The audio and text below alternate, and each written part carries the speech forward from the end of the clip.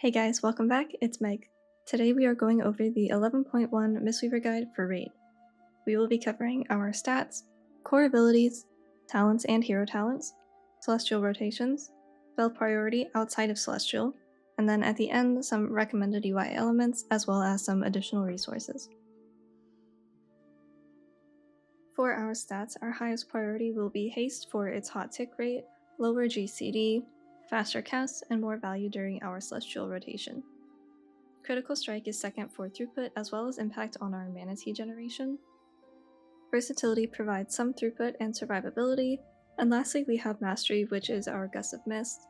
This can see higher prio if you're playing a build with Chi-Ji, but most of the time you should be able to get enough without focusing on it.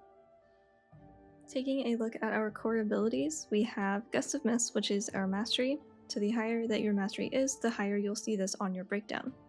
This is triggered by the application of Renewing Mist, Enveloping Mist, Rising Sun Kick, Jadefire Stomp, Vivify, and for cooldowns, Revival and the primary target of Shaylin's Gift. Chi-Ji is also Gust of Mist based, but we'll cover that in more depth a little bit later. Vivify is our main casted heal, and with the talent Invigorating Mist, all allies with Renewing Mist will also be healed for a portion.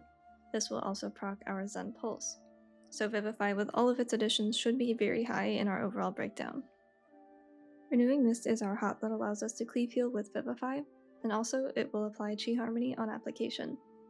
The actual healing that you get out of Renewing Mist isn't very much, but it does enable other forms of healing through Vivify and from the heal amp from Chi Harmony, so it's still very important in our kit, even though it may look like it's not doing a lot. It is kind of what our entire rotation and maintenance is based around.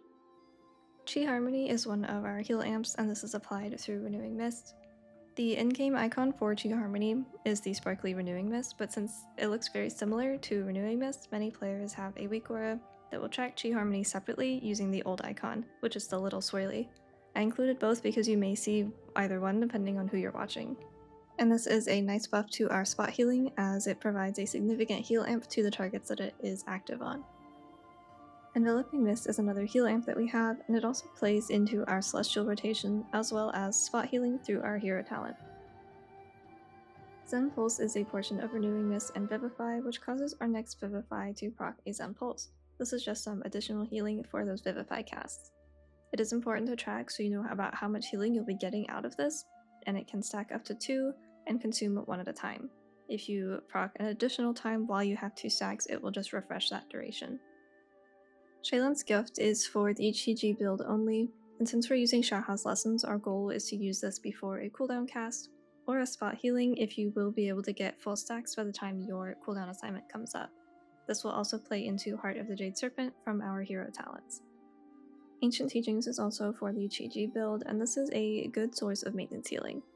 The buff is triggered by Jadefire Stomp and Thunder Focus Tea, and when paired with Jadefire Teachings, it is extremely strong as maintenance and can actually function as a cooldown, especially during Jade Empowerment or Chi-Ji.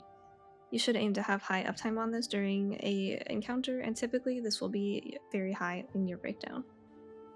Jadefire Stomp triggers our Ancient Teachings and will proc a Gust of Mist on players that it hits, as well as deal damage to enemies it hits, target capped up to 5 for both enemies and friendlies.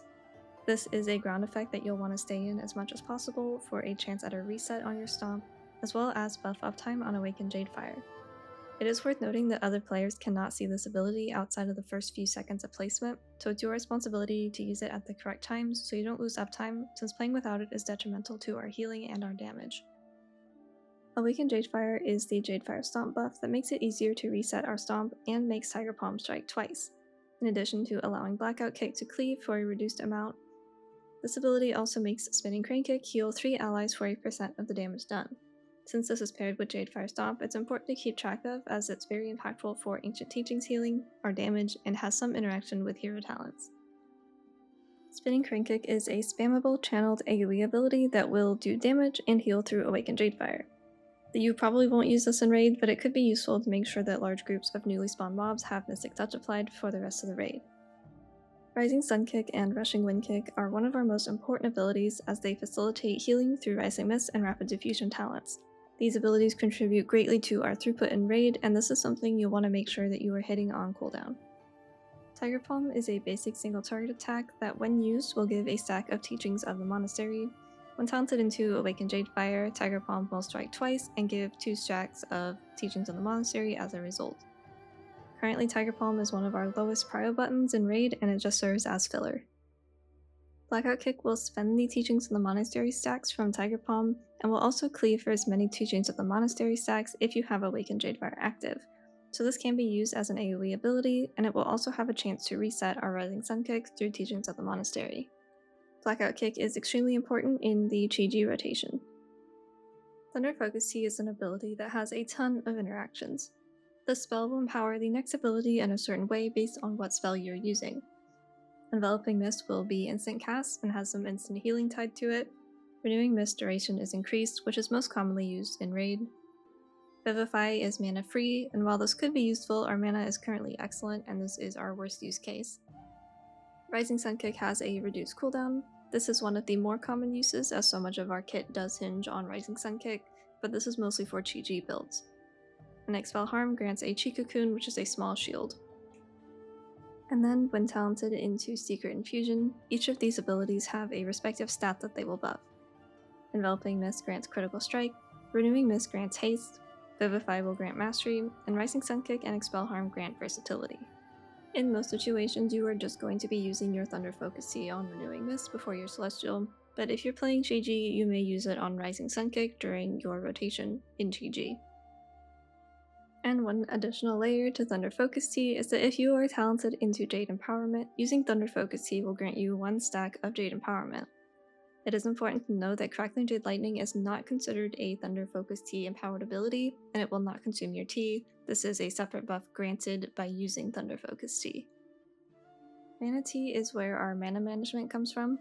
As you spend mana, you will gain stacks of Mana Tea, which can be consumed with the active ability to regain mana, in addition to reducing the cost of your spells for a duration depending on how long you spend drinking.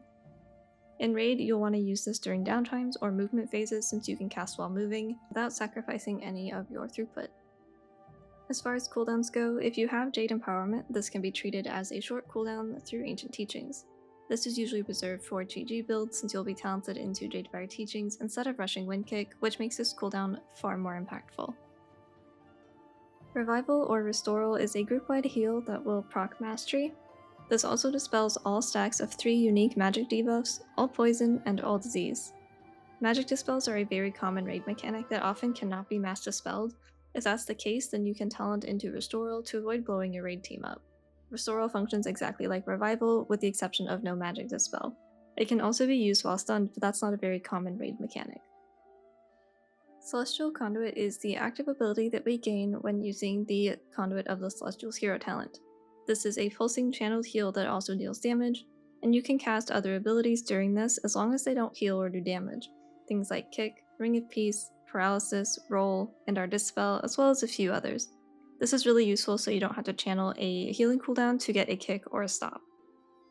Life Cocoon is a shield ability that can be used for certain mechanics and assigned appropriately, or it can be used as an emergency spot heal. And then we have both of our Celestials. We will discuss each of their rotations after we go over talents, but Yulon is much more cast heavy, whereas Chi-Ji is more reliant on your melee abilities. Whichever one you pick will pretty much dictate what talent you're running, since they can be pretty divided playstyle wise. For hero talents, we recommend Conduit of the Celestials for both builds, since Master of Harmony doesn't really work well on a raid setting. You can play Master of Harmony if you're specifically going for damage parses as a healer, but outside of that, you can stick with Conduit. We talked about it a little bit earlier, but Celestial Conduit is the active ability that we gain when using Conduit of the Celestials, a pulsing channeled heal that also does damage, and you can cast other abilities during this channel as long as they do not heal and do not do damage. Things like Kick, Paralysis, Tiger's Lust, Dispel, and a few others. Heart of the Jade Serpent is a cooldown reduction component that affects Renewing Mist, Rising Sun Kick, Life Cocoon, and Thunder Focus Tea by 75% for 8 seconds, depending on how many Shaylin's gift clouds are used. It's important to note that this cooldown rate is not the actual cooldown of the ability, so it's a little bit smaller than it sounds. It's also worth noting that we do not use Shaylin's gift with the Yulon build, but you will still gain CDR after you use your Celestial Conduit, since that also invokes all of these Celestials. Strength of the Black Ox is probably the most impact on gameplay of this tree, as you'll want to be aware of when you get procs since it's one of our highest priority casts. You can basically just use them whenever you get them. For builds, we are starting out with the Yulon build. This will likely be the most popular choice as it provides the highest amount of throughput. This build focuses on renewing mist maintenance and healing through Zen Pulse, Vivify, and Strength of the Black Ox procs. The main cooldown is Yulon with Jade Bond, which is the 2-minute version, and to have success with this build, it's important to maintain your HOTS through Rising Mist by using Rushing Wind Kick, basically on cooldown. The rotation for Yulon looks like this. Since we run Secret Infusion, you should be using Thunder Focus Tea on Renewing Mist for the haste. If you cannot use a full Thunder Focus Tea and get the cooldown back before Yulon, you should make sure to hold your Thunder Focus Tea cast for your Celestial. Then you begin by spreading Enveloping Mist, just by hard casting them. This will give the heal amp from Enveloping Mist as well as Chi Harmony through Rapid Diffusion, and you extend all of these HOTS with a Rushing Wind Kick. You can use a few more Enveloping Mists on priority targets, and then when damage hits, your first heal should be Vivify with a Zen Pulse proc left over from that Thunder Focus Tea. From here on out, you can just play depending on what's happening in the raid. Vivify will be your priority when you have a Zen Pulse proc, but other than that, you'll almost always be using Enveloping Mist during Yulon. Make sure to continue extending your HOTS and use your Zen Pulse procs as well as your Enveloping Mist with Strength of the Black Ox procs. The Chi build is good for cleave fights or fights where you need some additional damage. Realistically, you could get away with playing Chi on almost every fight, but do keep in mind that it is certainly not the best build to default to.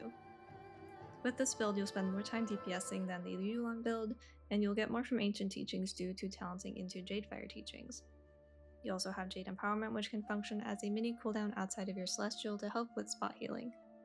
You'll still cast Enveloping Mist with Strengths of the Black Ox procs and Vivify with Zen Pulse procs. The Chi rotation looks something like this. Keep in mind before starting your rotation, you'll want to make sure that you have your Shaylin's Gift casted with your Xiaohao Lessons to get your buff.